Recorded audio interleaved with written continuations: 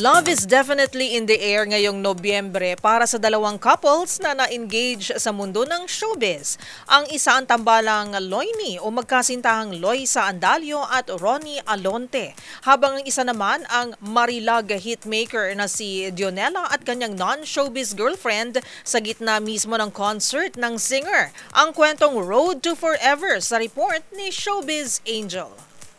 Engaged na ang aktres na si Loisa Andalio sa former Hashtags member na si Ronnie Alonte. Inanunsyo ito ng aktres at former Pinoy Big Brother housemate sa pamamagitan ng isang Instagram post flexing her diamond engagement ring.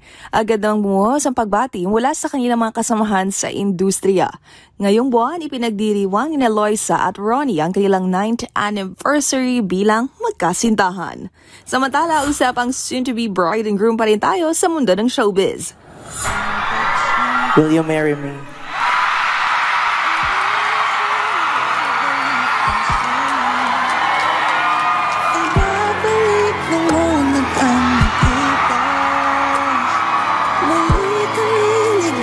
Sa gitna mismo ng kanyang concert sa New Frontier Theater, binitawan na rin ng Marilag hitmaker na si Dionela ang tanong na will you marry me sa kanyang non-showbiz girlfriend na si Maisie Mendoza.